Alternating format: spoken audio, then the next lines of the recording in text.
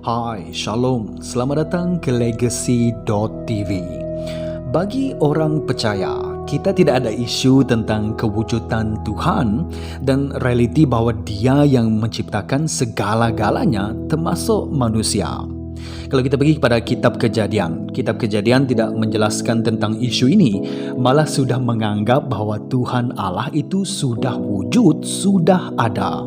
Kalau kita pergi kepada ayat yang pertama berkata begini, pada mulanya Allah menciptakan langit dan bumi. Straight to the point. Nah, apabila kita membaca seterusnya, kita mendapati pada hari yang ke-6 penciptaan, Allah berfirman begini dalam ayat yang ke-26. Baiklah kita menjadikan manusia menurut gambaran dan rupa kita. Mereka akan berkuasa atas ikan-ikan di laut dan atas burung-burung di udara dan atas ternakan dan atas seluruh bumi dan atas segala jenis binatang melata yang merayap di muka bumi.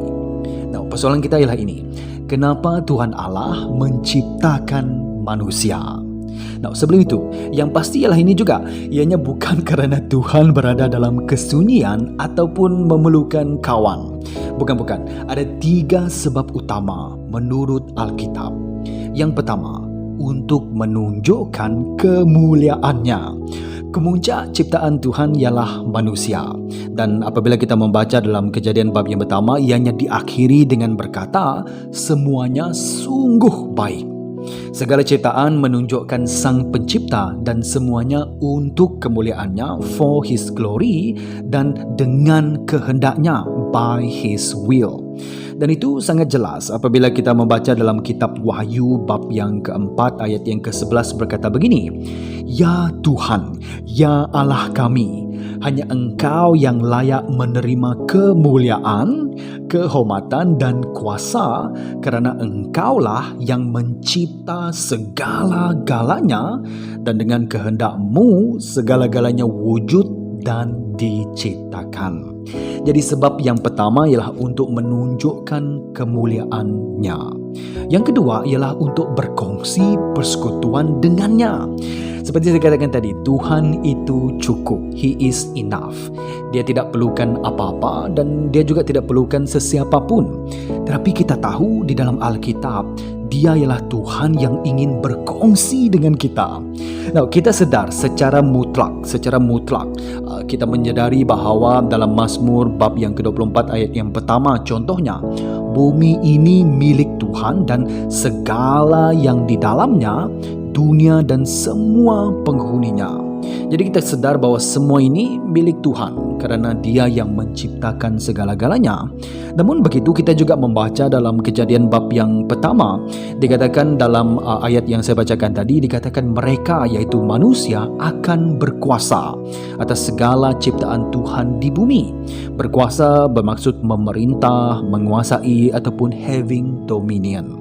Begitu juga kalau kita baca dalam ayat yang ke-28 dikatakan beranak cuculah dan bertambah banyak serta penuhilah dan taluki bumi, kata Tuhan.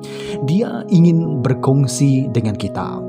Tuhan ialah Tuhan yang mahu bersekutu dengan kita. He is a relational God. Oleh itu disebabkan Dia ialah Tuhan yang mahu bersekutu dengan kita, Dia juga ingin berkongsi dengan kita.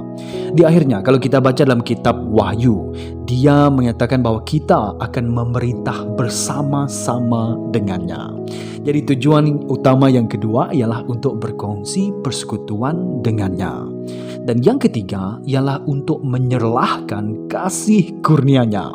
You see, sebelum manusia diciptakan, kita tahu banyak sifat-sifat tentang Tuhan. Kita tahu bahawa Allah itu Dia Maha Kuasa. Kerana kalau kita baca dalam Kejadian bab yang pertama, bab yang kedua, Dia menciptakan segala-galanya. Dia Maha Kuasa. Kita juga tahu sifat Allah bahawa Dia kudus ataupun Dia suci. Keluarnya apabila kita lihat dalam pada ayat yang ketiga, dikatakan Tuhan mengatakan jadilah cahaya. Dan cahaya is signifikasi tentang kekudusan dan kesucian Tuhan. Allah itu cahaya. Kita juga melihat sifat Allah menurut kehendaknya. Semua yang Dia mahu itu terjadi. Katakan Tuhan mengatakan jadilah ataupun hendaklah ini dan itu terjadi, dan semuanya terjadi. Kita juga melihat sifat Allah yang sangat-sangat kreatif. Dia menciptakan ciptaan dengan pelbagai banyak keindahan dan sebagainya. Dan banyak lagi sifat-sifat Allah ditunjukkan dalam Kejadian bab yang pertama. Tetapi ada satu sifat yang belum diserlahkan dengan lebih lagi. Memang ada, tetapi belum lagi diserlahkan dengan lebih lagi, yaitu sifat Allah kasih kurnia, grace of God. Jadi apabila Tuhan menciptakan manusia, Dia tahu. Nah, itu satu lagi sifat Allah, yaitu Dia Maha Tahu. Apabila Dia menciptakan manusia, Dia tahu manusia akan jatuh ke dalam dosa. Itu dalam Kejadian bab yang ketiga. Tetapi Dia juga sudah menyediakan jalan untuk menyelamatkan umat manusia. Bagaimana? Yaitu melalui anaknya Yesus Kristus. Ini jelas kalau kita baca dalam Perjanjian Baru. Tetapi mari saya ajak kita untuk melihat dalam Efesus bab yang kedua, ayat yang keempat hingga ayat yang ke-10. Berkata begini, namun Allah yang kaya dengan belas kasihan, karena kasih-Nya yang amat besar kepada kita, walaupun ketika kita telah mati disebabkan kesalahan kita, telah menghidupkan kita bersama Kristus. Kamu telah diselamatkan dengan kasih kurnia-Nya. Allah telah membangkitkan kita bersama Kristus Yesus serta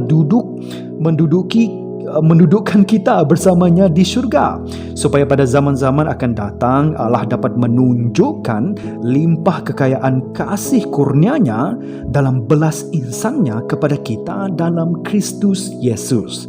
Kamu telah diselamatkan dengan kasih kurnia-Nya melalui iman. Tetapi ini bukan daripada kamu sendiri, tetapi adalah kurnia Allah. Bukan kerana usaha amalmu, supaya tiada seorang pun yang dapat bermegah. Kerana kita ini buatan-Nya, dicipta dalam Kristus Yesus untuk melakukan perbuatan baik yang telah disediakan terdahulu oleh Allah untuk kita lakukan. Dan berulang-ulang kali dikatakan bahawa kasih kurnia Allah untuk menunjukkan limpah kasih kurnia-Nya, dan kita di dalam Yesus Kristus dan diciptakan untuk Yesus Kristus. Dan ini menunjukkan kepada kita, apabila Tuhan menciptakan manusia, Dia tahu manusia akan jatuh ke dalam dosa, tetapi Dia sudah menyediakan jalan penyelamatan untuk menyelamatkan umat manusia, yaitu melalui Yesus Kristus. Dan semua ini untuk menunjukkan kasih kurnia-Nya. Jadi kenapa Tuhan Allah menciptakan manusia? Yang pertama untuk menunjukkan kemuliaan-Nya, yang kedua untuk berkongsi persekutuan dengan-Nya, dan yang ketiga untuk menyelahkan kasih kurnia-Nya. Terpujilah